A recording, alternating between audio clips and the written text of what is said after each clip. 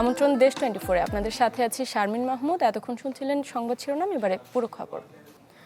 কক্সবাজারের রোহিঙ্গা ক্যাম্পে আবারও ভয়াবহ পাহাড় ধস। এতে এখনও পর্যন্ত উদ্ধার হয়েছে 5 শিশুর মরদেহ। ঘটনাটি ঘটে কুতুপালং 5 নম্বর ক্যাম্পে। সেখানে বেলা 2:45টার দিকে একটি লার্নিং সেন্টারের ওপর পাহাড় ধসে পড়ে। তখন সেন্টারটিতে অবস্থান করছিল অন্তত 30 রোহিঙ্গা শিশু। খবর পেয়ে ফায়ার সার্ভিস ও স্থানীয়রা উদ্ধারে নামে। তারা প্রথমে 5 শিশুর মরদেহ উদ্ধার করে। শরণার্থী ত্রাণ ও প্রত্যাবাসন কমিশনার জানান, উদ্ধার অভিযানে সব সংস্থাকে ডাকা হয়েছে। এর আগে গত সোম ও মঙ্গলবার রোহিঙ্গা ক্যাম্পে 9 জন সহ জেলায় পাহাড় ধসে 11 জনের মৃত্যু হয়।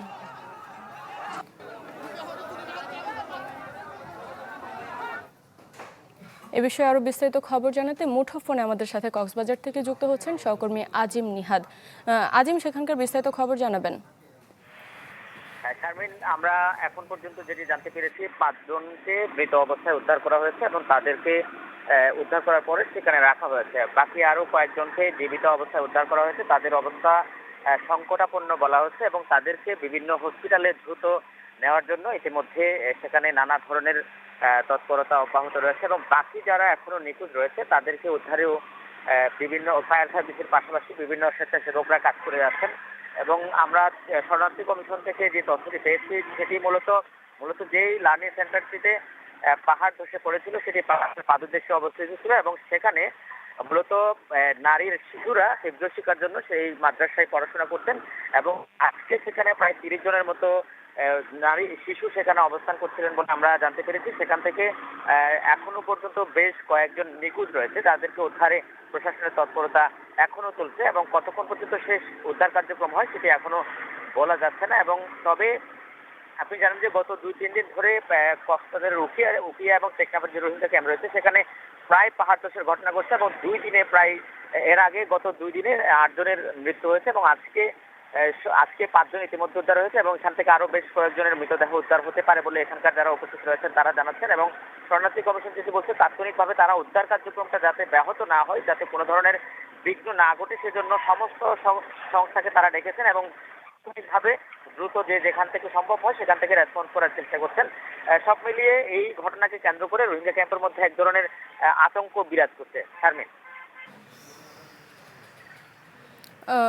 এখনো পর্যন্ত সেখানকার আর কোনো খবর আছে কিনা বা কি ধরনের ব্যবস্থা নেওয়া হচ্ছে, কর্তৃপক্ষ কি জানাবেন? এখন আপাতত তারা উদ্ধার কার্যক্রম চালাচ্ছে। এখন পর্যন্ত 5 জনের মরদেহ উদ্ধার করা হয়েছে এবং আরো বেশ কয়েকজন সেখানে আটকা পড়ে আছে। তবে সেখানকার পাহাড়ের অবস্থাটা ঠিক না হওয়া, মানে স্বাভাবিক না হওয়ার কারণে সেখান থেকে উদ্ধার কার্যক্রম করতে কিছুটা ব্যাহত হচ্ছে। তবে কতজন এখনো পর্যন্ত আটকে আছে সেটি অ্যাকুরেটলি বলা না। সে কারণে শরণার্থী কমিশন বলছে তারা তাৎক্ষণিকভাবে এদেরকে উদ্ধার করছে এবং পাশাপাশি যারা ঝুঁকিপূর্ণ অবস্থায় রয়েছে তাদেরকে সরানোর ব্যবস্থা নিচ্ছে। আজিম, ধন্যবাদ আপনাকে। দর্শক, পাহাড় ধসের খবর জানাচ্ছিলেন আমাদের সহকর্মী। টানা 4 দিনের ভারী বৃষ্টি ও পাহাড়ি ঢলে বিপর্যস্ত বন্দরনগরী চট্টগ্রাম সহ 3 পার্বত্য জেলা। বন্দরনগরীর মুরাদপুর, কাতালগঞ্জ, হালিশহর, ব্যাপারীপাড়া সহ বিভিন্ন এলাকায় পানি উঠেছে। এতে সড়কের পাশাপাশি ডুবেছে দোকানপাট, বাসাবাড়ি। সীমাহীন দুর্ভোগে পড়েন মানুষ।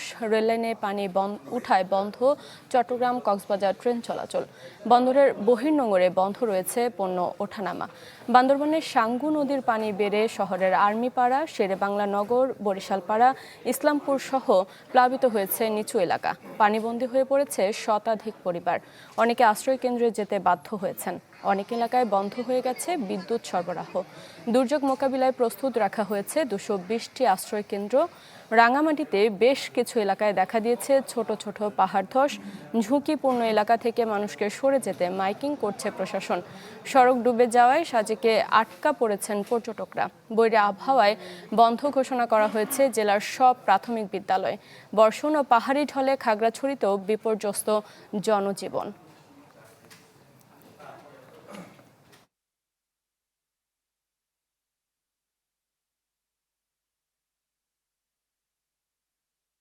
মানুষ দেখেন কত কষ্ট করে চলাফেরা করতেছে।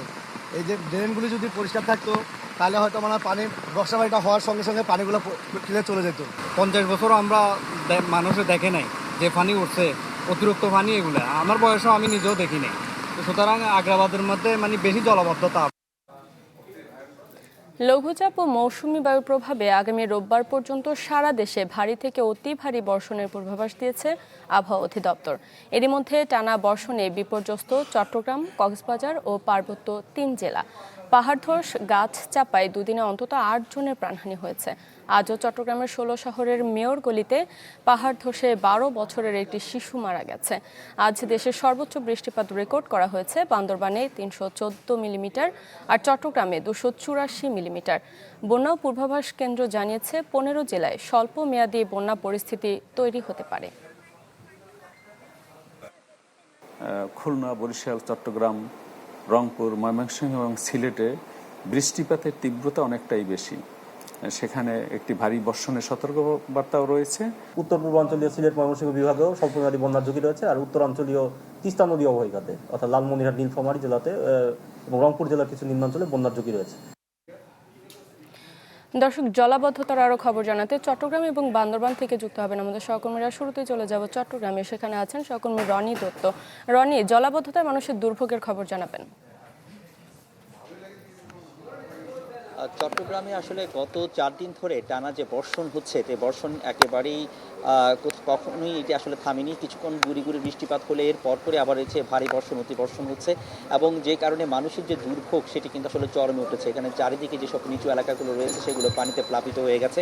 আমি আপনাকে দেখাচ্ছি যে আগ্রাবাদের যে অ্যাক্সেস রোড, সেই অ্যাক্সেস রোডের এখানে যে ব্যাপারীপাড়া, সেখানে মানুষের যে পানির যে চিত্র সেটি আসলে দেখাচ্ছি। সেখানে এখানে আসলে এটি মূল সড়কের খুব কাছাকাছি, যেখানে হাঁটু থেকে কোমর পর্যন্ত পানিটা আসলে তলিয়ে গেছে। কোথাও কোথাও যে দোকানগুলো আছে, দোকানের মধ্যেও কিন্তু পানি ঢুকে গেছে। এখানে যে যান চলাচল ব্যাহত হচ্ছে, মানুষের যে জনজীবন, সেই জনজীবনটাও কিন্তু দৈনন্দিন কার্যক্রম সেটিও কিন্তু আসলে ব্যাহত হচ্ছে মানুষের। আমি যদি একটু আপনাকে পরিসংখ্যান দিই, অর্থাৎ সর্বশেষ যে পরিসংখ্যান, অর্থাৎ আবহাওয়া অধিদপ্তরের তথ্য মতে বিকেল ৩টা থেকে গেল ২৪ ঘন্টায় প্রায় ১৭৯ মিলিমিটার বৃষ্টিপাত হয়েছে এবং এই বিকেল ৩টে থেকে গত ৭২ ঘন্টায় ৭৬৯ মিলিমিটার বৃষ্টিপাত রেকর্ড হয়েছে, যেটি আসলে অনেক বেশি বৃষ্টিপাত। এবং আপনি দেখছেন পানির যে স্রোত, সেই পানির স্রোতটি কিন্তু আসলে রয়েছে বিভিন্ন যেসব নিচু অঞ্চলগুলো রয়েছে, যেমন মুরাদপুর, কাতালগঞ্জ, এদিকে হালিশহর, বন্দর, বিভিন্ন এলাকায় কিন্তু এই ব্যাপারীপাড়া, সিডিএ, আগ্রাবাদ সিডিএ, আবাসিক, এইসব এলাকাগুলোতে পানি কিন্তু এখনও আছে। এবং শুধু পানি যে রাস্তাঘাটে আছে তাই নয়, পানি কিন্তু মানুষের বাসা বাড়িতেও কিন্তু ঢুকে পড়েছে, যে কারণে তাদের যে নিত্যদিনের যে খাওয়া দাওয়া এবং বিশুদ্ধ পানির যে সংকট, সেই সংকটগুলো কিন্তু আসলে দেখা দিয়েছে। মানুষের এই দুর্ভোগ আসলে কবে নাগাদ শেষ হবে সেটি কিন্তু আসলে বলা যাচ্ছে না, কারণ বৃষ্টিপাত থামছে না, পানিও কিন্তু খুব নামছে না। এরকম একটি অবস্থায় চলাচল করতে হচ্ছে সাধারণ মানুষকে, তারা কিন্তু চরম দুর্ভোগের মধ্যে পড়েছে। এবং আপনারা জানেন যে এই চট্টগ্রামের বিভিন্ন পাহাড়ি অঞ্চল আছে, যে এই যে টানা যে বর্ষণগুলো হচ্ছে, পাহাড়ের পাদদেশে যেসব মানুষ বসবাস করে ঝুঁকি নিয়ে, তারাও কিন্তু অত্যন্ত ঝুঁকিপূর্ণ অবস্থায় আছেন, যেহেতু যে কোনো মুহূর্তেই পানির এই যে পাহাড় ধসের ঘটনা ঘটতে পারে। পাহাড় ধসের ঘটনা ঘটলে মানুষের এই যে প্রাণহানির যে ঘটনা, সেই প্রাণহানি কিন্তু আমরা বারবারই দেখি। আজকেও পাহাড় ধসের ঘটনা ঘটেছে, সেই চশমা হিল এবং আরটি হচ্ছে জঙ্গল সলিমপুর, সেখানে দুটি শিশুর কিন্তু আসলে মৃত্যু হয়েছে। তো এই পাহাড়ের পাদদেশে বসবাসকারীদের তাদের সরিয়ে নিতে প্রশাসনের পক্ষ থেকেও নানা জোরদার তৎপরতা চালানো হচ্ছে, মাইকিং করা হচ্ছে, কিন্তু তারপরও আসলে মানুষজন আসলে সচেতন হচ্ছেন না। অনেকে তাদের যে বাসা বাড়িতে যে সামগ্রীগুলো রয়েছে বা আসবাবপত্র রয়েছে, সেগুলোর টানে হয়তো তারা আসলে রয়ে যান, ঝুঁকি নিয়ে থেকে যান। পরবর্তীতে পাহাড় ধসের ঘটনা ঘটে এবং মানুষের এখানে প্রাণহানির ঘটনা ঘটে। তো এই বৃষ্টিপাত আসলে আরও কয়েকদিন থাকবে, সেই কারণে মানুষের যে দুর্ভোগ সেটিও আসলে আরও কয়েকদিন থাকবে বলে মনে করা হচ্ছে। এবং সেই কারণে এখানকার স্থানীয়রা এবং একই সাথে প্রশাসন, বিশেষ করে সিটি কর্পোরেশন, তারাও কিন্তু বিভিন্ন জায়গায় ঘুরে ঘুরে তাদের যে নালাগুলো রয়েছে, সেই নালাগুলো আসলে পরিষ্কার পরিচ্ছন্নতা বিষয়ে তাদের আসলে সেখানেও জোর দিচ্ছেন। এবং সিটি মেয়র বিভিন্ন জায়গায় ঘুরে ঘুরে দেখছেন যে কোথাও কোনো নালা আটকে আছে কিনা বা পানি সেখানে ময়লা আবর্জনা আটকে আছে কিনা, সেগুলো তারা আসলে পরিষ্কার পরিচ্ছন্নতা করার চেষ্টা করছেন। এবং সেনাবাহিনী যে জলাবদ্ধতা প্রকল্প কাজ করছে, তারাও কিন্তু পাম্প দিয়ে পানি সরানোর চেষ্টা করছেন। তো এই ছিল এখানকার সবশেষ অবস্থা। রনি, ধন্যবাদ আপনাকে। দর্শক, এবার বান্দরবান থেকে যুক্ত হচ্ছেন সহকর্মী ইয়াসিনুল হাকিম। ইয়াসিন, বান্দরবানের পরিস্থিতি জানাবেন। গত 4 দিনে যে টানা বর্ষণ, এই টানা বর্ষণের কারণে কিন্তু পাহাড়ের বিভিন্ন নিম্নাঞ্চলগুলো প্লাবিত হয়েছে। সাঙ্গু এবং মাতামুহুরী নদীর পানি আসলে বিপদ সীমার উপর দিয়ে প্রবাহিত হচ্ছে। এর কারণে কিন্তু বান্দরবানের সদরে ইসলামপুর, মেম্বরপাড়ার কাছাকাছি যে আর্মি পাড়া রয়েছে, শেরেবাংলা নগর, সব বিভিন্ন নিম্নাঞ্চলগুলো প্লাবিত হয়েছে। পাশাপাশি বান্দরবানের রংছড়ি প্রবেশদ্বারে বেশ কিছু জায়গায় আসলে পানির যে জলবদ্ধতা সেটি তৈরি হয়েছে এবং রংছড়ির সাথে এক কথায় বলা যায় বান্দরবানের সড়ক যোগাযোগ এখন বিচ্ছিন্ন হয়েছে। অন্যদিকে রুমা উপজেলায় বিভিন্ন জায়গায় জলবদ্ধতার কারণে সড়ক যোগাযোগ বিচ্ছিন্ন হচ্ছে। বান্দরবানের যে কেরানীহাট যে সড়ক, বান্দরবান কেরানীহাট সড়ক, এই সড়কে বিভিন্ন জায়গায় আসলে পানি জমা বাঁধার কারণে, পানি উঠে যাওয়ার কারণে সেই সমস্ত জায়গাগুলোতে আসলে চলাচলে এবং যাতায়াতে ব্যাহত হচ্ছে। এবং সকাল থেকে আমরা দেখেছি বেশ কিছু জায়গায় আসলে পাহাড় ধসের ঘটনা ঘটেছে, যদিও বা প্রাণহানি ঘটে নেই। বান্দরবানের শহরের বাস স্ট্যান্ড এলাকায় পাহাড় ধসের ঘটনা ঘটেছে, বান্দরবানের বালাঘাটায় ফজর আলী পাড়া পাহাড় ধসের ঘটনা ঘটেছে, বান্দরবানের কালাঘাটায় পাহাড় ধসের ঘটনা ঘটেছে এবং একটু আগেই বান্দরবান চট্টগ্রাম কেরানীহাট যে সড়কটি রয়েছে সেটি লালব্রিজ নামক স্থানে পাহাড় ধসের ঘটনা ঘটে কিছুক্ষণের জন্য আসলে সড়ক যোগাযোগ ব্যাহত হয়েছে এবং সেটিতে অবসানের জন্য কাজ করছে ফায়ার সার্ভিস। তবে সব মিলে কিন্তু পাহাড় ধসের যে ঘটনাগুলো ঘটেছে হতাহত হয়নি। তবে জেলা প্রশাসনের পক্ষ থেকে নতুন নব উদ্যোগে কিন্তু বিভিন্ন জায়গাগুলো যারা পাহাড়ে ঝুঁকিপূর্ণভাবে বসবাস করছে তাদেরকে কিন্তু সরিয়ে আনার জন্য পুলিশ প্রশাসনের সহায়তা এবং নির্বাহী ম্যাজিস্ট্রেটের মাধ্যমে বিভিন্ন জায়গায় ঝুঁকিপূর্ণ জায়গাগুলোতে তারা পরিদর্শন করছে এবং সেই সমস্ত মানুষগুলোকে বিভিন্ন জায়গায় নিরাপদে আনার ব্যবস্থা করছে। অন্যদিকে আমরা দেখেছি বান্দরবানে যে সমস্ত নির্ম অঞ্চলগুলো প্লাবিত হয়েছে সেই সমস্ত এলাকার মানুষগুলো বান্দরবানে বিভিন্ন জায়গায় যে 220টা আশ্রয় কেন্দ্র প্রস্তুত রাখা হয়েছে সেই সমস্ত আশ্রয় কেন্দ্রে উঠেছে। বিশেষ করে বান্দরবানে যে 19টা আশ্রয় কেন্দ্র প্রস্তুত করা হয়েছে সেখানে ইতিমধ্যে প্রায় 1600 মানুষ আসলে নিরাপদ আশ্রয় নিয়েছে এবং তাদেরকে দুপুর এবং রাতের খাবারের ব্যবস্থা করেছে পৌর প্রশাসক। এবং এইটিও জানিয়ে রেখেছে জেলা প্রশাসনের পক্ষ থেকে যে সমস্ত মানুষ আসলে দুর্যোগকালীন সময় বিভিন্ন জায়গায় আশ্রয় নিয়েছে তাদেরকে শুকনো খাবারের ব্যবস্থা করা হচ্ছে। সব মিলে কিন্তু আবহাওয়া অফিসের তথ্য মতো যে বিষয়টা আমরা পেয়েছি গত 24 ঘন্টা 3টা থেকে আজকে 3টা পর্যন্ত 195 মিলিমিটার বৃষ্টিপাত তারা রেকর্ড করেছে এবং এই বৃষ্টিপাত আরো অব্যাহত থাকলে বন্যার যে সংকটপূর্ণ পরিস্থিতি রয়েছে সেটি আরো বাড়তে পারবে বলে মনে করছে তারা। জি, ধন্যবাদ আপনাকে। দর্শক, জলাবদ্ধতার আরো খবর জানাতে এবার খাগড়াছড়ি থেকে যুক্ত হচ্ছেন সহকর্মী নুরুস্তাফা মানিক। খাগড়াছড়ির পরিস্থিতি কেমন দেখতে পাচ্ছেন? খাগড়াছড়িতে ভারী বর্ষণ থাকলেও কিন্তু আমরা গতকালও কিন্তু দেখেছি খাগড়াছড়িতে কিন্তু নিম্নাঞ্চল কিংবা হচ্ছে শহরের আশপাশের এলাকাগুলো কিন্তু তেমন কিন্তু পানিবন্দী হয়নি। তবে আমরা আজকে দুপুরের পর থেকে দেখতে পাচ্ছি হয়তোবা উজানের যে ঢল, সে উজানের ঢল নামার কারণে চেঙ্গি নদীর পানি কিন্তু বিপদসীমার উপর দিয়ে অতিবাহিত হচ্ছে এবং বিপদসীমার উপর দিয়ে অতিবাহিত হয়ে এখন কিন্তু যে কমলছড়ি থেকে শুরু করে বিভিন্ন এলাকায় কিন্তু এখন পানিবন্দী হয়ে পড়েছে অনেক পরিবার এবং একই সাথে মাইনী নদীর পানি বেড়ে কিন্তু ডিগিনালারও অনেক মানুষ কিন্তু পানিবন্দী হয়েছে, আমরা এভাবে খবর পাচ্ছি। আমরা এখন আছি খাগড়াছড়ির কমলছড়ি ইউনিয়নের কমলছড়ি মুখ এলাকায়। সেখানে কিন্তু স্থানীয় প্রশাসন থেকে খাগড়াছড়ি পার্বত্য জেলা পরিষদ থেকে কিন্তু পরিদর্শন করতে আসা হয়েছে এবং তারা এখানে আসলে যারা দুর্গত মানুষ হয়েছেন তাদের জন্য যে কি করণীয় করা যাবে সেই বিষয়টি নির্ধারণ করার জন্য তারা কিন্তু এখানে এসেছেন এবং এই আমরা একটু কথা বলতে চাই চেয়ারম্যানের সাথে। আমরা দেখলাম তো, আমরা লাইভে আছি। আমরা আসলে আপনারা কি করবেন বন্যা দুর্গতদের জন্য, আপনারা কেন এসেছেন? না, এখানে আসছি যে কার কি কতটুকু ক্ষতি হয়েছে, কি রকম ক্ষতি হয়েছে এটা দেখতে পাচ্ছি।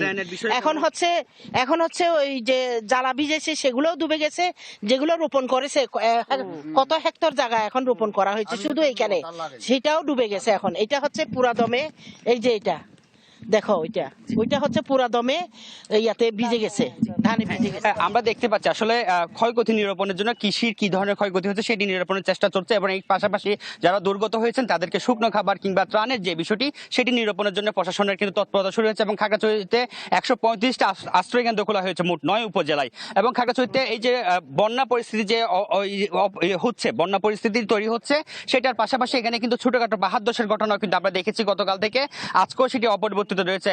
যদি উজানের যদি ঢল অব্যাহত থাকে তাহলে আজকে রাত কিংবা হচ্ছে কালকের মধ্যে কিন্তু খাগড়াছড়িতে বন্যা পরিস্থিতি ভয়াবহ হতে পারে বলে, ফ্লাশ ফ্লাডের মতো ঘটনা ঘটতে পারে বলে এখানে কিন্তু শঙ্কা করছেন এবং স্থানীয়রা কিন্তু এ নিয়ে ভয়ের মধ্যে আছে। এই ছিল আমার কাছে খাগড়াছড়ি থেকে আবহাওয়া পরিস্থিতির খবরাখবর। ধন্যবাদ আপনাকে। দর্শক, জলাবদ্ধতার খবর জানাচ্ছিলেন আমাদের সহকর্মীরা। দেশব্যাপী জুলাই পদযাত্রার অংশ হিসেবে টাঙ্গাইলে আজও পদযাত্রা সমাবেশের আয়োজন করেছে জাতীয় নাগরিক পার্টি এনসিপি। এ নিয়ে আরও খবর জানাতে সেখান থেকে যোগ দিচ্ছেন সহকর্মী মাসুদ রানা। মাসুদ, পদযাত্রার বিষয়ে বিস্তারিত জানাবেন।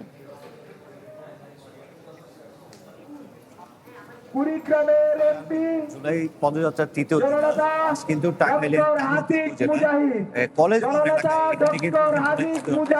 সবাই কিন্তু এখানে যে এনসিপি কেন্দ্রীয় নেতৃবৃন্দ তারা কিন্তু এখানে উপস্থিত হয়েছেন। আমি যদি একটু দেখাতে চাই, আমার পেছনে দেখতে পাচ্ছেন এখানে কিন্তু কেন্দ্রীয় যে নেতৃবৃন্দ এনসিপির তারা কিন্তু রয়েছেন এবং কিছুক্ষণ আগে কিন্তু তারা এখানে এসেছেন এবং কালিয়াতি উপজেলায় এখানে আসা মাত্র তারা কিন্তু একটি জুলাই পদযাত্রা করেছেন এবং পদযাত্রা শেষে কিন্তু তারা এখানে পথসভায় তারা বক্তব্য রাখছেন। এখানে কেন্দ্রীয় যে নেতৃবৃন্দ রয়েছেন, এখন বর্তমানে এই কেন্দ্রীয় এনসিপির যে নেতৃবৃন্দ রয়েছেন তারা বক্তব্য রাখছেন।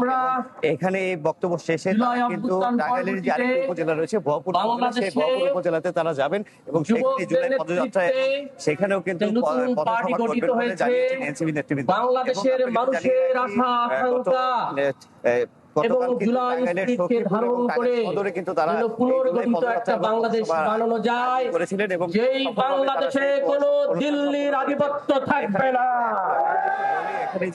যেই বাংলাদেশে আওয়ামী লীগের মতো আর কোনো মাফিয়া তন্ত্র চলবে না। দুঃখজনক হলো সত্য, আমাদের সাথে যারা জুলাই অভ্যুত্থানের আন্দোলনে ছিল তারা আমাদেরকে নানাভাবে সাংবিধানিক বুঝাইত, সাংবিধানিক সমস্যা হবে।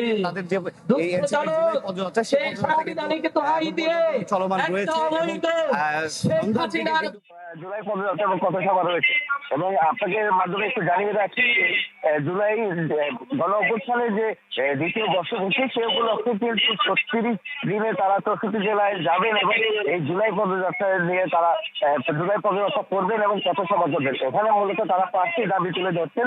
গণ যে ভোট, সেই ভোটের অধিকার সংস্কার, যে সংস্কার তারা চাচ্ছিলেন সেই সংস্কার বাস্তবায়ন হয়নি, সেই সংস্কার করতে হবে এবং বর্তমান সময়ে সবচেয়ে বড় যে বিভ্রাট দেখা দিয়েছে, বিদ্যুতের যে ঘাটতি দেখা দিয়েছে, সেই বিদ্যুৎ সহ 5টি বিষয়ে তারা কথা বলছেন। এখন পর্যন্ত আমার কাছে সর্বশেষ তথ্য ছিল, টাঙ্গাইল থেকে সর্বশেষ তথ্য। রানা, ধন্যবাদ আপনাকে। দর্শক, জুলাই পদযাত্রার বিস্তারিত খবর জানাচ্ছিলেন আমাদের সহকর্মী। অন্যান্য মাসের মতো একইভাবে বিদ্যুৎ ব্যবহার হলেও জুন মাসে বেশি বিল আসার অভিযোগ পাবনার পল্লী বিদ্যুতের গ্রাহকদের। জানান, অজানা কারণে এই মাসে বিল এসেছে 2-3 গুণ বেশি। অভিযোগ নিয়ে বিদ্যুৎ অফিসে গিয়েও মিলছে না প্রতিকার। আর বিষয়টি যাচাই বাছাই করে ব্যবস্থা নেওয়ার আশ্বাস দিয়েছে বিদ্যুৎ বিভাগ। পাবনার বালুদিয়া গ্রামের দিনমজুর কদর আলী মে মাসে তিনি বিদ্যুৎ বিল দিয়েছিলেন 734 টাকা। সাধারণত এই অঙ্কের আশপাশেই থাকে তার প্রতি মাসের বিল, কিন্তু জুন মাসে বিল এসেছে 1728 টাকা। তার দাবি, প্রতি বছর জুন মাস এলেই এমনটা হয়। গত মাসে বিল দিয়েছি 600 টাকা, এই মাসে বিল আমার 1700 টাকা। আমি দিন আনি দিন খাই, এই কর্মর পর কারেন্ট বিলই দেবো না বাজার সদাই করব। একই গ্রামের বিদ্যুৎ ব্যবহারকারী চা বিক্রেতা গোলাম রসুল, তিনি এপ্রিল মাসে 586 টাকা বিল দিলেও জুন মাসে তার বিল আসে 1000 টাকা। এমন অভিযোগ মিলল আরও কয়েকজন গ্রামবাসীর কাছ থেকে। জুন মাস এলেই গুনতে হয় অন্য মাসের চেয়ে 2 থেকে 3 গুণ বেশি বিল। আমি ভাঙড়ির ব্যবসা করি, আমার প্রত্যেক মাসে 500-600 টাকা বিল আসে। এই মাসে আইছে 1800 টাকা বিল। বাড়িতে ফ্যান ট্যান দিয়ে মোটর টোটে যা চলে এখনো তাই চলতেছে, কিন্তু 400-500 টাকা বিল বেশি। আমি হলো গরিব মানুষ, চা বেশি খাই, এত টাকা বিল দেওয়া তো আমার সম্ভব না। পল্লী বিদ্যুৎ সমিতির জেনারেল ম্যানেজারের দাবি, ভুতুরে বিলের কোনো অভিযোগ তাদের কাছে নেই। অভিযোগ পেলে যাচাই বাছাই করে বিল সংশোধনের ব্যবস্থা করা হবে। বিভিন্ন জায়গায় অভিযোগ আসছে, দেখছি আমরাও দেখতে পাচ্ছি, কিন্তু আমাদের পাবনা একের এমন কোনো অভিযোগ নাই। যদি কখনো আসে তাহলে আমরা এই বিষয়ে যাচাই বাছাই করে বিল সংশোধনের ব্যবস্থা নিতে পারবো। পাবনা পল্লী বিদ্যুৎ সমিতি 1 ও 2 মিলিয়ে মোট গ্রাহক সংখ্যা 8,30,726 জন। Desk report, channel 24। অবশেষে 1 বছর পর নিজ দেশে ফিরলেন পুশিনের শিকার 4 ভারতীয় নাগরিক। বিকেলে সোনা মসজিদ স্থলবন্দর ইমিগ্রেশন চেকপোস্টে আনুষ্ঠানিকভাবে 4 জনকে ভারতের বিএসএফের কাছে হস্তান্তর করা হয়।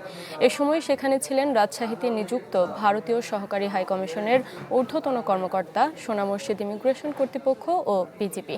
গত বছরের জুনে কুড়িগ্রাম সীমান্তে এই 4 জন সহ 6 ভারতীয় নাগরিককে পুশিন করে বিএসএফ। আদালতের নির্দেশে 2 জনকে ভারত ভারতে ফিরিয়ে নিলেও 4 জনের বিষয়ে কোনো সিদ্ধান্ত দেয়নি দেশটি। একই বছর অবৈধ অনুপ্রবেশের অভিযোগে পুলিশ তাদের আটক করে। এই মানবিক সংকট নিয়ে গণমাধ্যমে একাধিক সংবাদ প্রচার হয়।